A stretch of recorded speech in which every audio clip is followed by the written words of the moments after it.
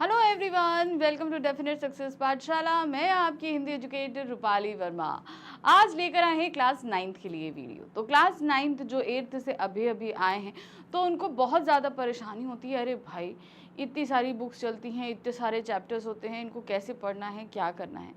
तो ये यकीन रखिए भाई, अभी तो क्लासेस शुरू हुई हैं आप लोगों की, अभी आपके एग्ज़ाम्स होंगे, टेस्ट होंगे, बहुत सारी चीज़ें होंगी ना। तो उन एग्ज़ाम टेस्ट में आपको प्रिपरेशन के लिए बहुत सारी चीज़ें चाहिए होती हैं, लेकिन उसी के लिए मैं आपको बना के दे रही हूँ वन शॉट। भाई एग्ज़ाम या टेस्ट हैं, कुछ भी है, तो हमेशा आप इन वीडियोस को देखिए और आप एक ही बार में पूरा चैप्टर समझ जाएंगे, आपको परेशानी नहीं आएगी। लेकिन हमेशा ध्यान रखना, वन शॉट से पहले डिटेल में पूरे चैप्टर को पढ़ना आपके लिए ज़रूरी है। जैसे हम आपको पहले डिटेल एक्सप्लेनेशन देते हैं, तो डिटेल एक्सप्लेनेशन की वीडियो देख लो, एक बार एनसीईआरटी बुक से चैप्टर पढ़ लो, फिर वन शॉट पढ़ लो, वो आपको अपने आप ही पूरे चैप्टर्स मेमोराइज हो जाएंगे। क्योंकि देखिए, आपके पास जो ये क्वेश्चंस आएंगे एग्जाम में, जो क्वेश्चंस आएंगे वो आएंगे तो आपकी एनसीईआरटी बुक के चैप्टर से ही। भाई हम माना कि आपको शॉर्ट करके पढ़ा देते हैं, सब कुछ कर सकते हैं, लेकिन एनसीईआरटी जो होती है आपकी बुक, वो आपका बेस होती है। हमेशा उस बुक को पढ़ना ज़रूर चाहिए, ये मैं हमेशा आपसे कहती हूँ। हम लोग आपको यूट्यूब पे जैसे मेरे वीडियो देखते हो, ऐसे और भी बहुत सारे एजुकेटर हैं जो आपको पढ़ा रहे हैं। भले आपको कितना भी कुछ पढ़ा दे, लेकिन एनसीईआरटी बुक आपकी फर्स्ट जो है वो प्रायोरिटी होनी चाहिए कि हमको वो एक बार ज़रूर पढ़नी। जो कोई भी चैप्टर आपके एग्जाम, हम कह रहे हैं आपके एग्जाम भाई 13 चैप्टर हैं इस बुक में, तो 13 चैप्टर में से हम कह रहे हैं कि 6 चैप्टर आएंगे, 7 आएंगे, 8 आएंगे, जितने भी आएंगे, एक एक दिन करके पढ़ो। एक एक दिन करके अगर आप ये चैप्टर पढ़ लोगे तो समझ लो आपने सारे आंसर्स ऐसे ही तैयार कर लिए, आपको ज़्यादा कुछ मेहनत ही नहीं करनी पड़ेगी। ठीक है, तो हमेशा कोशिश करना कि एनसीईआरटी बुक को पढ़ा ज़रूर करो। आपको बहुत सारे वीडियोस मेरे भी मिल जाएंगे जहाँ पर मैं आपको बहुत सारी चीज़ें समझा रही हूँ, सब कुछ कर रही हूँ, लेकिन अपनी तरफ से एनसीईआरटी फर्स्ट। ठीक है, अब जैसे आज मैंने बोला कि मैं आज लेकर आई हूँ क्लास 9th के लिए, तो क्लास 9th हिंदी कोर्स ए जो है वो मैं सबसे पहले कवर करा रही हूँ आपको। तो इस कोर्स ए में जो हम करने वाले हैं, ये सबसे पहले हमारे पास जो बुक आई मैंने ली है वो है क्षितिज भाग 1। क्षितिज भाग 1 के अंदर हमारे करीबन 13 अध्याय हैं जो हमारे सिलेबस में हैं। इन 13 अध्यायों में से 6 अध्याय आपके गद्य खंड के हैं और 7 अध्याय आपके काव्य खंड के हैं। तो ये समझिए, जैसे कविताएं होती हैं, दोहे हैं, पद हैं, रस छंद हैं, ये सारी चीज़ें क्या होती हैं, ये सभी काव्य में आती हैं। तो आपकी जो क्षितिज बुक शुरू होती है उसके स्टार्टिंग 1 to 6 चैप्टर जो हैं वो आपके गद्य खंड के हैं। फिर 7 to 13 यानी कि करीबन 7 चैप्टर आपके किस में आ रहे हैं, वो काव्य खंड में आ रहे हैं। ये सब कुछ आप अगर पहली बार इस चैनल पे आके ये वीडियो देख रहे हो तो मैं बता दूं कि मैं इन सब के डिटेल एक्सप्लेनेशन आपको दे चुकी हूँ, एनसीईआरटी सॉल्यूशन करा चुकी हूँ, मल्टीपल चॉइस क्वेश्चन करा चुकी हूँ, MIQs यानी कि मोस्ट इंपॉर्टेंट क्वेश्चन करा चुकी हूँ, सब कुछ करा चुकी हूँ। अब वन शॉट इसलिए करा रही हूँ ताकि आपके एग्जाम्स वगैरह के दौरान जब आप पढ़ो तो आपको फटाफट सारी चीज़ें समझ में अच्छे से आ जाए। ठीक है, चलिए, तो अभी तो मैंने आपको ये सारी चीज़ें समझा दी। अब हम क्या करने वाले हैं, आज हम करने वाले हैं अपनी क्षितिज बुक के गद्य खंड का 5th चैप्टर है। कौन सा 5th चैप्टर है, प्रेमचंद के फटे जूते। इसका वन शॉट करेंगे।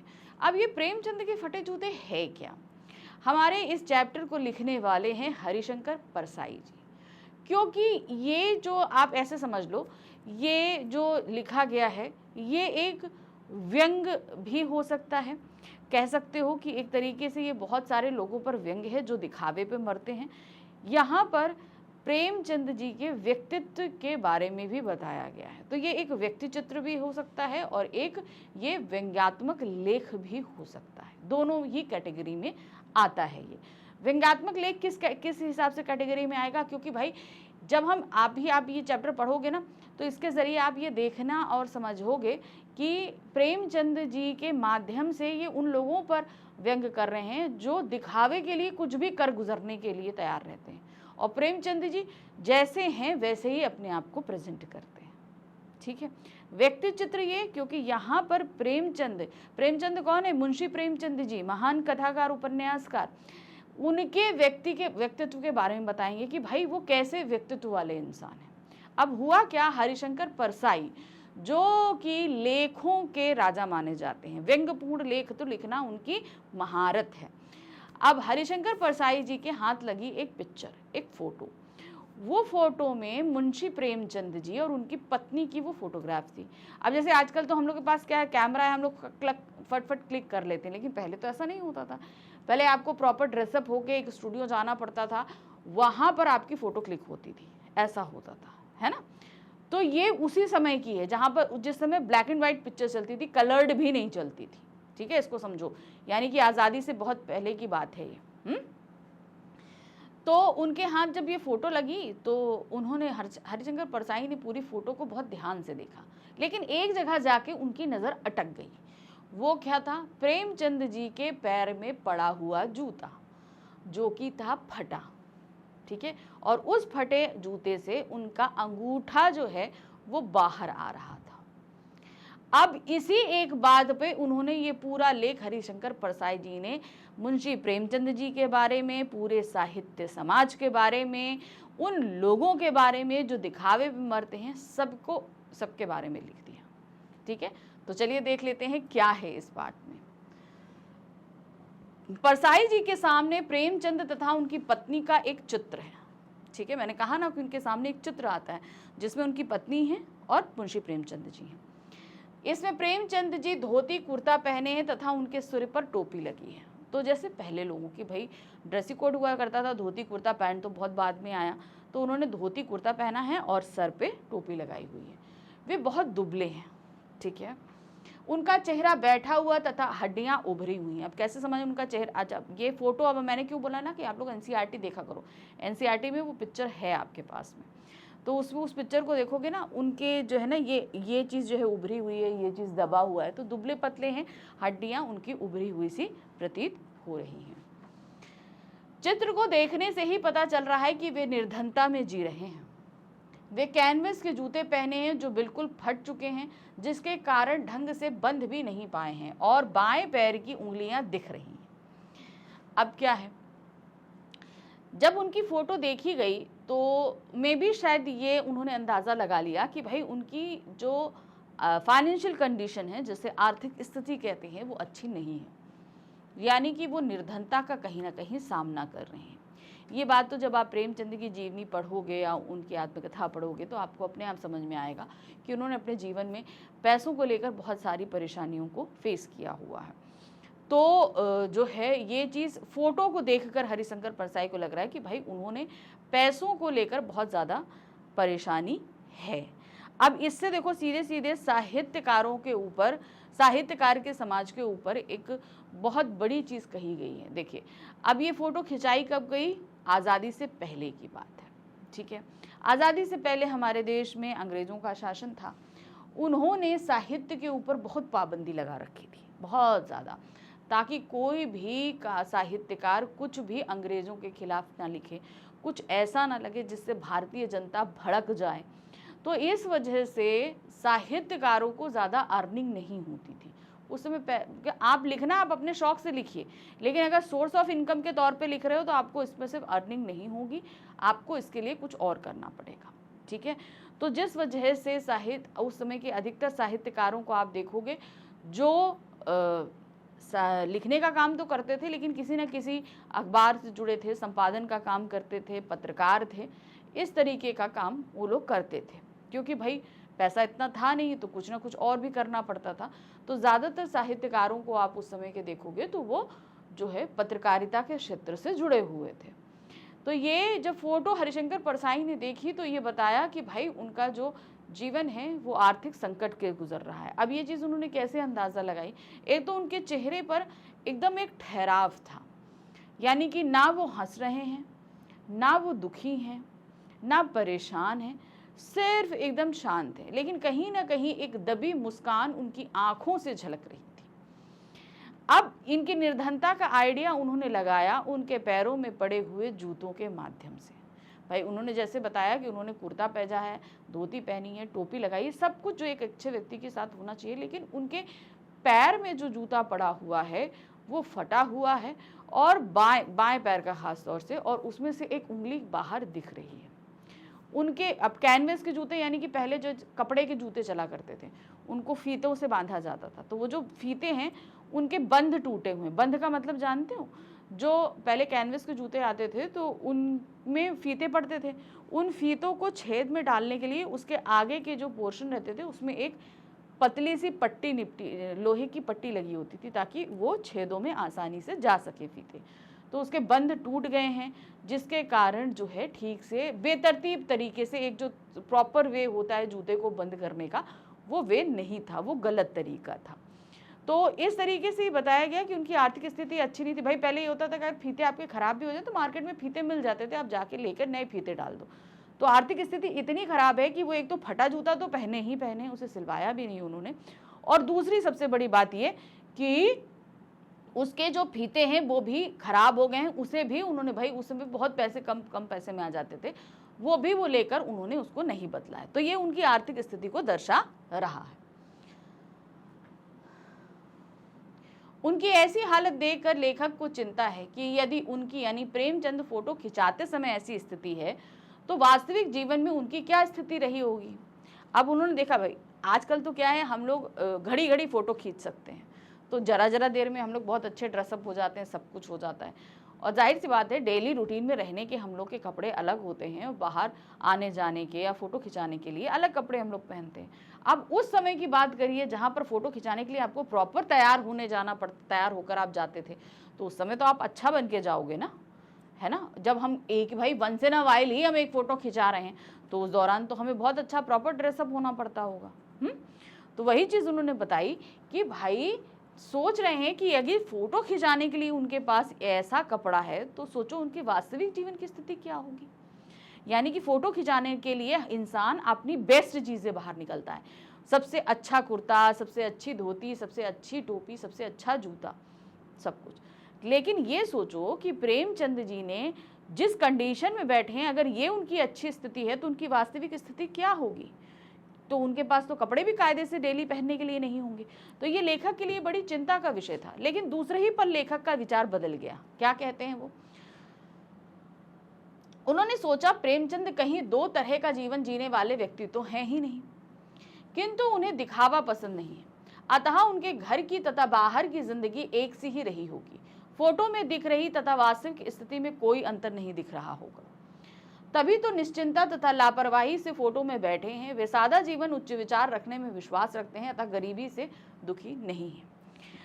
एक पल तो उन्होंने ये सोचा कि भाई इनकी आर्थिक स्थिति बहुत ही खराब है कि भाई अगर फोटो खिंचाने का ये उनका कपड़ा है, ये रूप है, तो सोचो उनके वास्तविक जीवन में उनके पास तो कुछ ही नहीं होगा। लेकिन दूसरे ही पल उनका जब विचार बदला तो उन्होंने सोचा नहीं, प्रेमचंद ऐसे व्यक्तित्व वाले व्यक्ति हैं ही नहीं कि वो दोहरा जीवन जिए, दिखाने के लिए कुछ और, वास्तविकता के लिए कुछ और। एक्चुअल वो जैसे हैं वो वैसे ही दिखते हैं, क्योंकि जब वो फोटो खिंचा रहे हैं तो उनके चेहरे पर एक निश्चिंतता साफ दिखाई देती है। ठीक है, इंसान वो परेशान होता है जो अपनी वास्तविक स्थितियों को समझता नहीं है। यहाँ पर वही चीज़ है, प्रेमचंद जी को दिखावे का कोई भय नहीं है। वो जिस हालत में हैं उस हालत में खुश हैं, उसमें निश्चिंत हैं, और ये निश्चिंतता उनके चेहरे पर साफ दिखाई दे रही है उनकी इस फोटो में। यानी कि वो बहुत ही सादा जीवन, उच्च विचार रखते हैं, वो जैसे हैं वो वैसे ही दिखते हैं। प्रेमचंद जी के चेहरे पर एक व्यंग भरी मुस्कान देखकर लेखक हैरान है। अब अगर आप वो फोटो देखोगे ना, मैंने भी ये लाइन पढ़ने के बाद बुक से फोटो ज़रूर देखी थी, तो मैंने देखा कि क्या उनके चेहरे पे मुस्कान है? बिल्कुल नहीं है मुस्कान। उनके चेहरे पे एक दबी सी मुस्कान है, उनके होठों पे मुस्कान नहीं है, वो आँखों में वो मुस्कान है कि सामने वाला व्यक्ति वाकई परेशान हो जाए। ठीक है, तो वही चीज़ उन्होंने कहा कि वो जो भरी मुस्कान है, व्यंग भरी मुस्कान, यानी कि वो जो निश्चिंत है, इस परिस्थिति में भी वो निश्चिंत हैं, जो उसे ही यहाँ पर लेखक ने उनकी मुस्कान कह दिया है। वह सोचते हैं कि प्रेमचंद के जूतों में फोटो खिंचवाने से मना क्यों नहीं कर दिया। फिर लेखक को लगा कि शायद उनकी पत्नी ने जोर दिया होगा, इसीलिए उन्होंने फटे जूते में ही फोटो खिंचवा लिया होगा। अब भाई जाहिर सी बात है कि अगर मेरे पास ये चीज़ नहीं तो मैं मना कर देती हूँ कि नहीं भाई मैं नहीं करूँगी, सिंपल सी एक चीज़ है, कोई भी चीज़ है। मान लो अगर मेरे पास अच्छे कपड़े नहीं है तो मैं मना कर दूंगी, मैं शादी में नहीं जाऊंगी या मैं फ़ोटो नहीं खिंचवाऊंगी, सिंपल। तो लेखक ने सोचा कि अगर मान लो इनके पास अच्छे कपड़े नहीं थे तो ये फ़ोटो खिंचाने के लिए मना कर देते कि भाई मैं फ़ोटो नहीं खिंचाऊंगा। तब उन्हें दूसरे पल को ये ध्यान आया कि शायद उनकी पत्नी ने इस चीज़ को लेकर जोर दिया होगा कि नहीं भाई चलो फ़ोटो खिंचवाना। तो ये भी बेचारे अपनी पत्नी को खुश करने के लिए फ़ोटो खिंचवाने के लिए बैठ गए होंगे। लेखक प्रेमचंद की दुर्दशा पर रोना चाहते हैं किंतु उनकी आंखों में दर्द भरे व्यंग ने उन्हें रोने से रोक दिया। अब इस बात को हम समझाएं उससे पहले हम ये बता दें, लेखक ने जब, हमारे लेखक कौन है, हरिशंकर परसाई जी, जब उन्होंने फ़ोटो देखी तो उन्होंने कहा कि चलो ठीक है, तुम्हारे पास नहीं था जूता, तुम्हें मजबूरी में आकर बैठना भी पड़ा फ़ोटो खिंचाने, लेकिन तुम कम से कम अपनी धोती को खींच के तो नीचा कर सकते थे, उससे तुम्हारा जूता छिप जाता, है कि नहीं। तुम किसी और से जूते मांग लेते। आजकल तो लोग मांगे कि क्या क्या ना चीज़ मांग कर जो है फ़ोटो खिंचाते हैं कि पत्नियां तक मांग ली जाती हैं, है ना। तो ये चीज़ उन्होंने यहाँ पर सोची कि भाई अगर ठीक है तुम्हारे पास नहीं था, तुम्हें बीबी की जिद के आगे मजबूर होकर फ़ोटो खिंचानी पड़ी, तो कम से कम अपनी धोती को थोड़ा सा नीचे कर लेते। अब आप फ़ोटो देखोगे तो आपको अपने आप अंदाज़ा हो जाएगा कि जब वो थोड़ी सी धोती नीचे होती तो ये फटा हुआ जूता अपने आप ही छिप जाता। लेकिन तुमने ऐसा नहीं किया, तुम जैसे थे तुमने वैसे ही फ़ोटो खिंचाई। तो वही बात यहाँ पर वो बता रहे हैं कि लेखक प्रेमचंद की दुर्दशा पर रोना चाहते हैं कि मतलब उनकी आर्थिक स्थिति बहुत खराब है, उन्हें मजबूरी में ये फ़ोटो खिंचवानी पड़ी अपनी पत्नी की जिद के कारण। तो वो स्थिति, आर्थिक स्थिति, उनकी परिस्थितियों को देखकर बहुत परेशान है, रोना चाहते हैं, किंतु उनकी आंखों में दर्द भरे व्यंग ने उन्हें रोक लिया। वो रोना चाहते हैं लेकिन प्रेमचंद की आंखों में जब वो व्यंग देखते हैं, वो व्यंग क्या है, उन लोगों पर व्यंग कर रहे हैं उनकी आंखों के जरिए जो पूरी तरीके से दिखावे पर न्यौछावर रहते हैं। यानी कि हमारे पास चाहे कुछ हो चाहे ना हो, हम एकदम राजा बनकर जिएंगे, उस तरीके की दिखावे की जिंदगी में लोग न्यौछावर रहते हैं। ठीक है। लेखक सोचते हैं कि लोग फोटो खिंचवाने के लिए जूते, कपड़े, यहाँ तक कि बीबी भी मांग लेते हैं, फिर प्रेमचंद ने किसी के जूते क्यों नहीं मांग लिए। वही चीज़ मैंने कहा ना कि भाई जब उनकी ये फ़ोटो देखी गई तो परसाई जी ने कहा कि भाई जब लोग तो क्या करते हैं कि बहुत सारी चीज़ों का प्रबंध कर लेते हैं, जूते मांग लेते हैं, बीबियाँ मांग लेते हैं, वर को दिखाने ले जा रहे हैं कोट मांग लेते हैं। बहुत सारे लोग ऐसे हैं कि फ़ोटो खिंचवाते हैं इतना सारा इत्र लगा के, जैसे लगता है कि फ़ोटो में से खुशबू आएगी। ऐसा तो होगा नहीं कि भाई मान लीजिए मैं चाहे जितना परफ्यूम लगाकर, चाहे जितने फूलों पर बैठकर फ़ोटो खिंचवा लूँ, लेकिन जब कोई मेरी फ़ोटो खिंचकर देखेगा तो उसमें किसी को फूलों की महक नहीं आने वाली, ना मेरे परफ्यूम की महक आएगी, कहीं नहीं आएगी। तो वही चीज़ उन्होंने कहा कि जब लोग तो क्या क्या ना मांग कर अपनी फ़ोटो खिंचवाते हैं, क्योंकि वो एक ही बार खींचनी, तो प्रेमचंद जी ने क्यों नहीं मांग लिए किसी से जूते। लेखक कहते हैं लोग सुंदर फ़ोटो वो इसलिए खिंचवाते हैं कि इत्र लगाकर से सुगंध आए। सुंदर फोटो है ना, कि इत्र लगा खिंचवाते हैं कि भैया फ़ोटो में से सुगंध आए, जो कि इम्पॉसिबल बात है। ये चीज़ उन्होंने क्यों कही, लोग इत्र, इस पर एक क्वेश्चन भी आपके सामने आएगा कि भाई परसाई जी ने ये बात कही, लेखक ने कही है कि लोग फ़ोटो इसलिए खिंचाते हैं, इत्र लगा के फ़ोटो से खिंचाते हैं कि उसमें से खुशबू आए। तो ये ऐसे लोगों पर व्यंग है जो दिखावे के लिए या वो जो है नहीं उसे प्रेजेंट करने के लिए अपना सब कुछ दांव पर लगा देने के लिए तैयार होते हैं। ऐसे लोगों जो अपनी ज़िंदगी दिखावे पर जीते हैं उनके ऊपर पूरी तरीके से न्यौछावर है। लेखक कहते हैं मेरा भी जूता फट गया है किंतु वह ऊपर से ठीक है, मैं पर्दे का ध्यान रखता हूँ, मैं अपनी उंगली को बाहर नहीं निकलने देता, मैं इस तरह फटा जूता पहनकर फ़ोटो तो नहीं खिंचवा सकता। लेखक प्रेमचंद की व्यंग भरी मुस्कान देकर आश्चर्यचकित हैं। तो यहाँ पर क्या बात हो रही है कि वो कह रहे हैं कि भाई जूता तो मेरा भी फटा है। अब लेखक अपने आप पे आके, भाई यहाँ पर उन्होंने पूरी लेखक कम्युनिटी के ऊपर बात बोल दी कि भाई ये हम सभी आर्थिक रूप से परेशान रहते हैं, जो प्रेमचंद का जूता भी फटा है, मेरा जूता भी फटा है, लेकिन मेरा जूता तले से फटा है। अब जैसे जूता होता है, सपोज आपके पास ये एक जूता है, अब जूता है तो जूता या तो सामने से फटा होगा या नीचे से फटा होगा। अब नीचे से उन्होंने बोला कि भाई मैं पर्दे का ध्यान रखता हूँ। पर्दे का ध्यान रखने का तात्पर्य क्या होता है कि ठीक है चल रहा है मगर मेरा जूता ऊपर से तो ठीक ठाक दिख रहा है। किसी को ये नहीं पता कि भाई हाँ, लेकिन इससे मुझे तकलीफ होती है, लेकिन किसी को पता नहीं चलता कि मेरा जूता फटा हुआ है ना। यही चीज़ उन्होंने बताई है कि मैं पर्दे का ध्यान रखता हूँ। पर्दे का ध्यान यानी कि दिखावा, ठीक है। प्रेमचंद जी दिखावा नहीं करते, लेकिन यहाँ परसाई जी भी उसी रोग से ग्रस्त हैं जो है दिखावा। जूता मेरा भी फटा है, आपका भी फटा है। आपका जूता सबको दिख रहा है मगर मेरा फटा जूता किसी को नहीं दिख रहा। क्यों? क्योंकि मैं उसे छिपा कर रखता हूं। मैं अपनी उंगली को बाहर निकलने नहीं देता। मैं इस तरह फटा जूता पहनकर फोटो तो कभी नहीं खिंचवा सकता। यानी कि मुझसे बोले कि भाई कि तुम फोटो खिंचवा लो उस जूते में, तो इस तरह के फटे जूते में दिखाऊंगा नहीं कि जहां सामने सबको दिख जाए कि भाई मेरा जूता फटा था। तो वो प्रेमचंद की इस व्यंग भरी मुस्कान की तरफ इशारा करते हैं कि भाई वो व्यंग भरी मुस्कान में वो मुस्कान मेरे लिए भी है। क्यों? क्योंकि मैं खुद दिखावे पर हूँ, ठीक है। तो देखिए अभी तक हमने जो आपको यह समझाया क्या है, प्रेमचंद जी की स्थिति, उनका व्यवहार, ये सारी चीज़ें हमने बताई। उनका जूता फटा है, उनकी आर्थिक स्थिति, सब चीज़ के बारे में बता दिया। और उसी के साथ साथ जो सारी दुनिया है उनकी आर्थिक स्थिति अच्छी ना हो तो भी वो दिखावे पर मिल बैठता है। अब बात ये आती है कि भाई जूता फटा कैसे, ठीक है ना। चलिए देखें क्या है। वे सोच रहे हैं इस व्यंग भरी मुस्कान का आखिर क्या मतलब हो सकता है। परसाई जी ने जब वो व्यंग भरी मुस्कान देखी तो उसका मतलब निकालने लगे। तो इसका तो सीधा मतलब ये होता है कि वे उन लोगों पर हंस रहे हैं जो दिखावे पर मर मिटते हैं। दिखावा मतलब आप ऐसा समझो कि आप लोग नहीं समझ पा रहे होगे कि वे दिखावे का मतलब क्या है। मान लीजिए मेरे पास अगर कोई चीज़ नहीं है, भाई हम बहुत कम मेरे पास सैलरी है, लेकिन अब दिखावा क्या है, मेरे पास एक अच्छी गाड़ी होनी चाहिए, बढ़िया एकदम कपड़े होने चाहिए, एक से एक पर्स होना चाहिए। मेरे पास जितना पैसा आएगा मैं उसे अपने भविष्य के लिए संजो कर नहीं, अपने आजकल की दिखावा की प्रवृत्ति के लिए खर्च कर दूँगी। तो ये तो गलत है कि नहीं गलत है? तो वो गलत चीज़ है।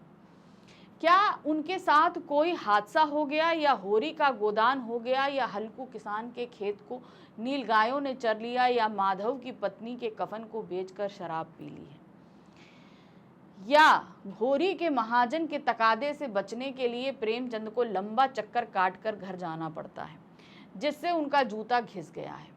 लेखक को याद आता है कि ईश्वर भक्त संत कवि कुंभन दास का जूता भी फतेहपुर सीकरी आने जाने में घिस गया था। चलिए अब यहाँ पर बता दें, प्रेमचंद जी के द्वारा बहुत सारे उपन्यास लिखे गए, ठीक है। तो उन्हीं में एक उनका उपन्यास था गोदान, ठीक है। तो यहाँ पर उन्होंने बताया होरी का गोदान हो गया, यानी कि जिस तरीके से गोदान जो उनका उपन्यास है उसमें होरी की जो कंडीशन हो गई थी, क्या तुम वैसे हो गए? या हल्कू किसान के खेत के नील गायों ने चर लिया जो तुम इतना, जैसे अब वो व्यंग मुस्कान जो है वो बता रहे हैं। व्यंग मुस्कान क्यों है? क्योंकि वो उन पर हंस रहे हैं। यानी कि मेरा नुकसान तो हुआ तो उससे दूसरों को क्या नुकसान, ठीक है।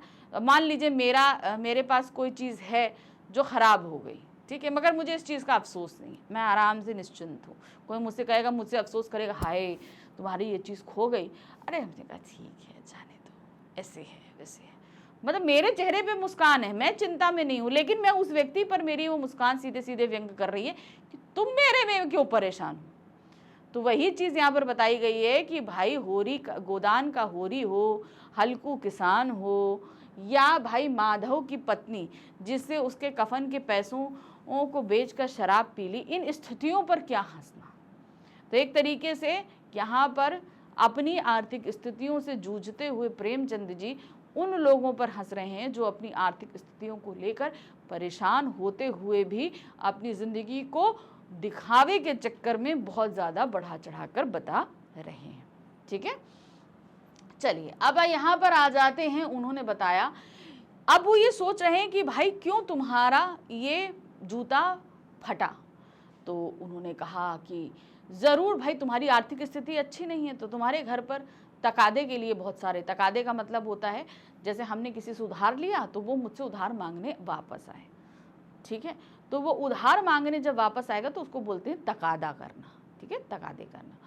तो ज़रूरी तुम्हारे यहाँ कोई महाजन मतलब क्या होता है, जैसे हम लोग पंसारी की दुकान या परचून की दुकान से सामान लेते हैं ना, आटा दाल चावल, उसको महाजन कहते हैं। या वो हो गया नहीं, महाजन को आप ये भी कह सकते हो जो पैसा उधार देता है, ठीक है।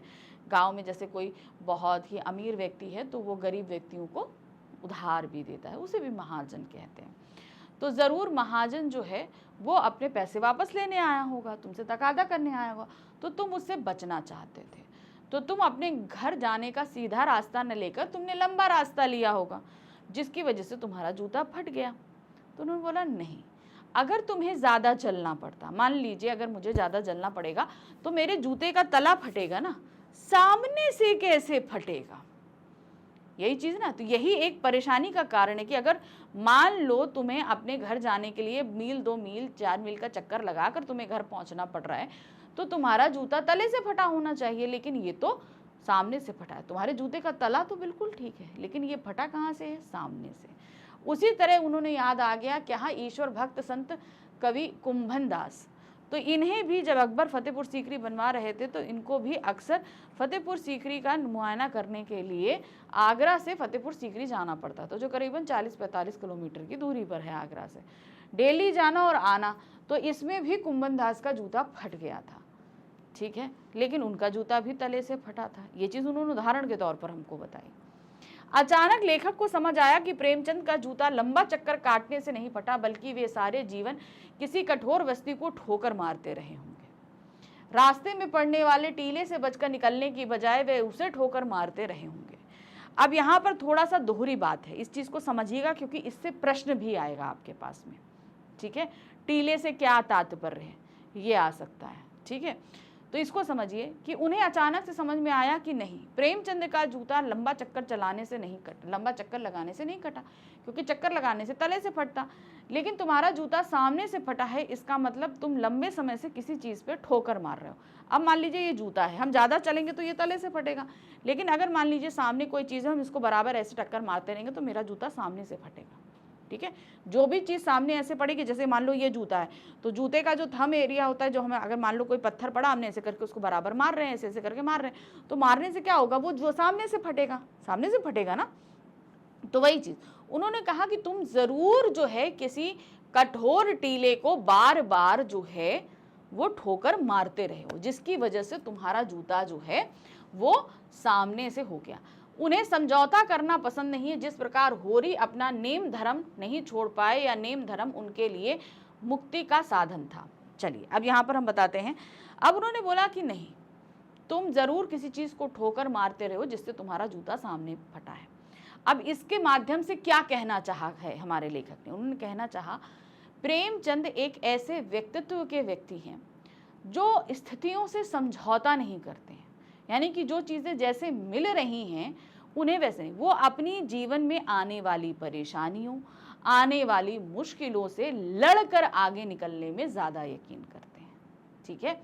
ये नहीं है कि भाई ठीक है, सामने जैसे होता है ना, कुछ लोग होते हैं कि सामने अगर मान लो कोई एक ऊंचा सा टीला आ गया तो हम कट के ऐसे निकल जाएं, नहीं, वो उनमें से नहीं थे। उन्हें क्या था, वो ठोकर मार मार के उस टीले को तोड़ देंगे और तोड़ के तब उसे आगे निकलेंगे, ठीक है। तो ये ऐसे व्यक्तित्व के इंसान थे। तो यहाँ पर इस टीले के माध्यम, टीला जो है वो जीवन में आने वाली मुसीबतों का प्रतीक है, ठोकर मारना जो है उन मुसीबतों से लड़ने का प्रतीक है, बच के निकल जाना उन परेशानियों से समझौता करने का प्रतीक है।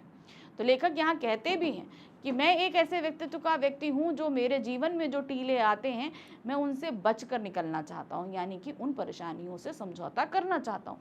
लेकिन तुम उन परेशानियों से कभी समझौता नहीं करते, तुम उनको हमेशा ठोकर मार कर तोड़ कर आगे निकलना चाहते हो।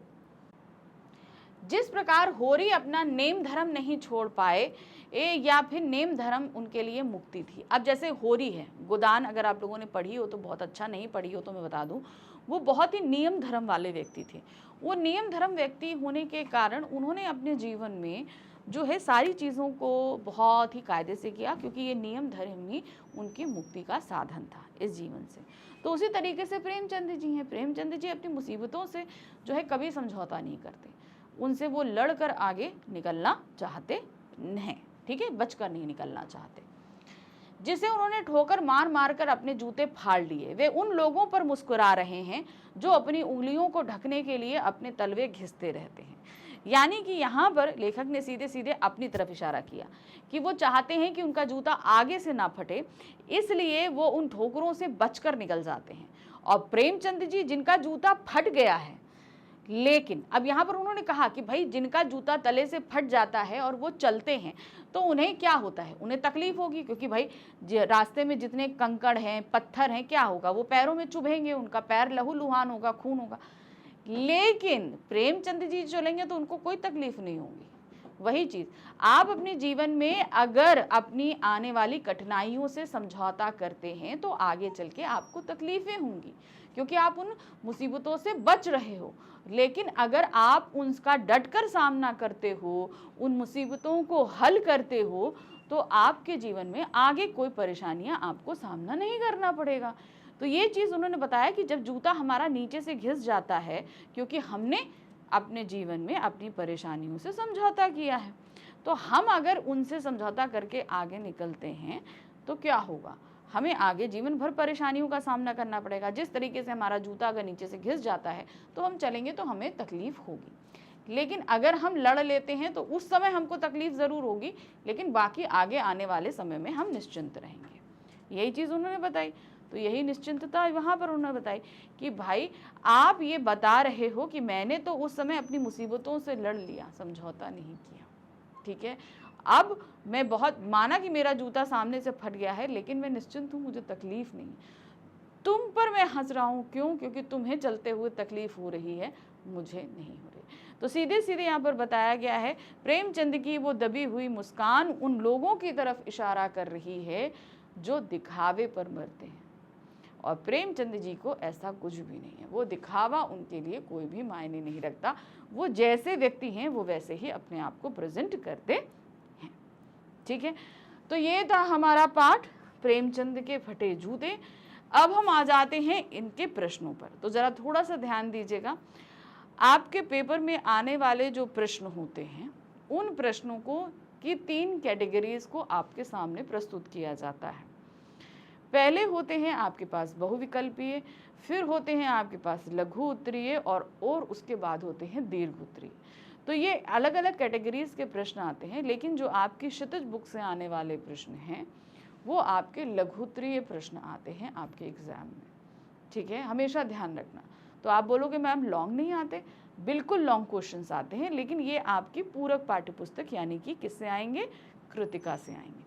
तो कृतिका में जो आपके पास 3 अध्याय दिए गए हैं ना, उनमें से आपके पास में ये क्वेश्चंस आएंगे।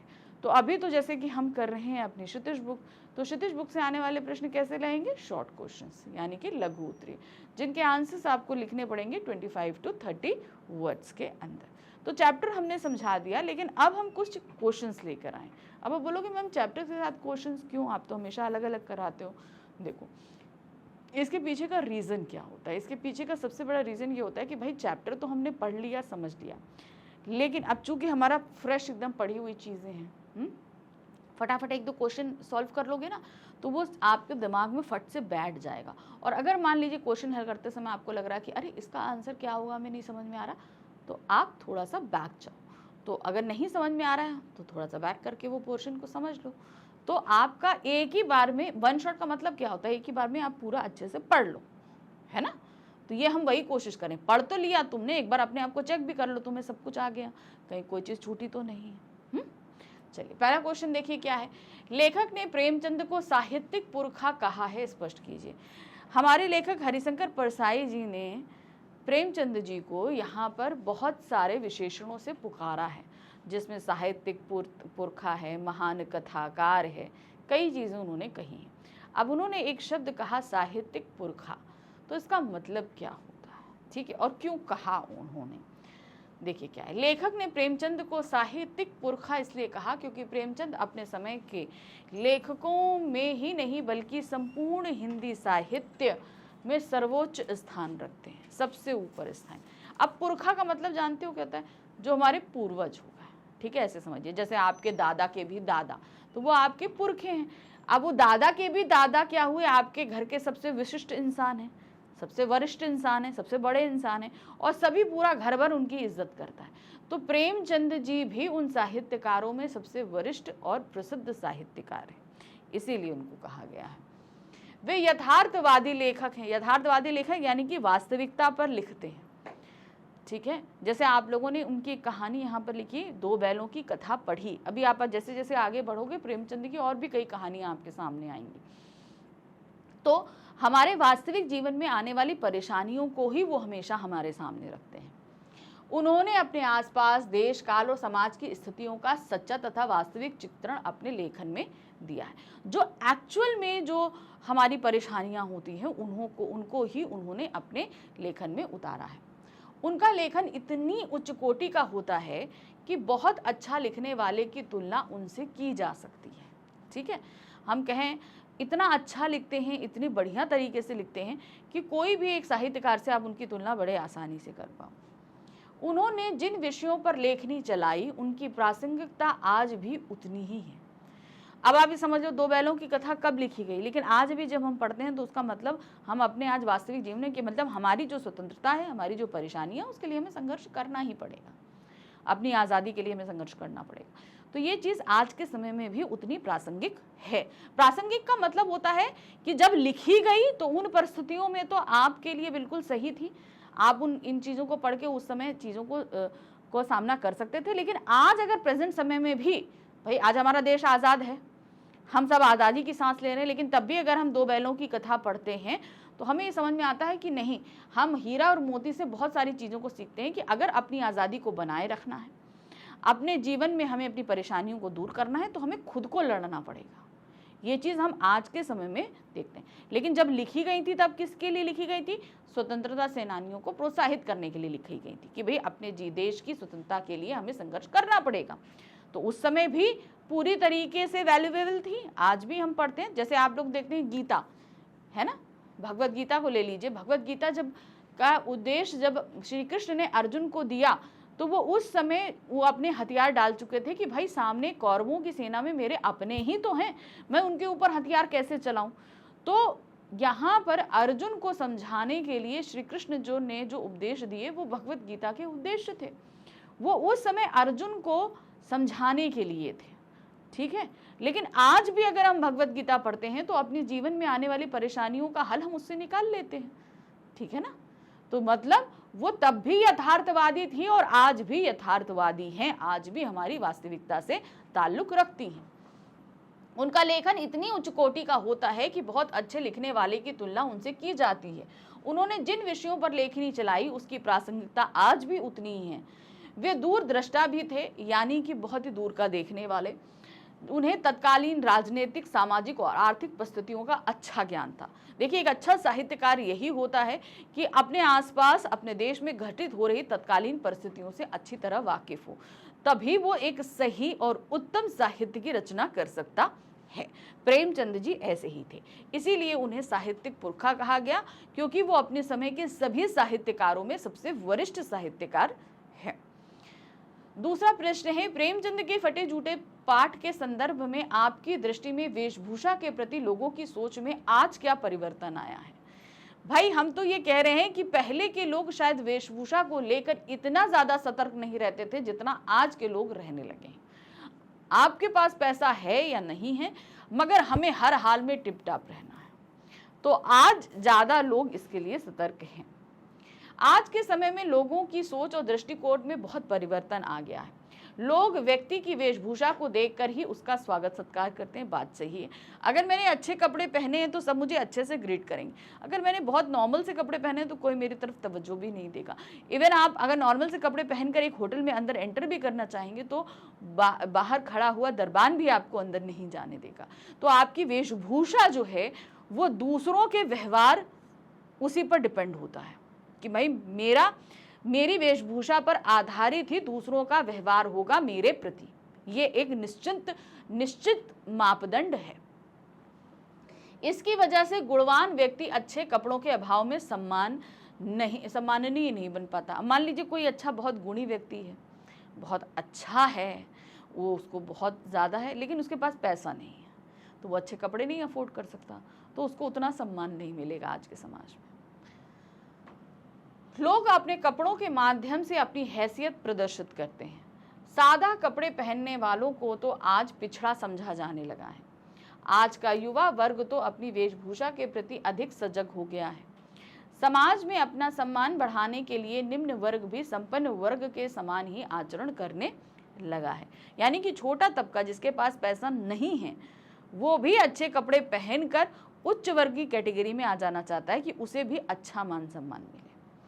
वह अपनी हैसियत से बढ़कर अपनी वेशभूषा और रहन सहन के प्रति सजग हो गया है।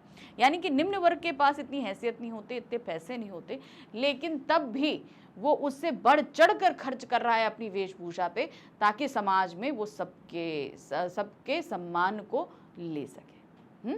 ये एक जो है आजकल के लोगों का मापदंड हो गया वेशभूषा को लेकर। प्रश्न संख्या 3 है, पंक्ति में निहित व्यंग को स्पष्ट कीजिए। तुम पर्दे का महत्व नहीं जानते और हम पर्दे पर कुर्बान हो गए। हरिशंकर परसाई ने सीधे सीधे यहाँ पर उन लोगों पर व्यंग किया है जो दिखावे पर मर मिटे हैं।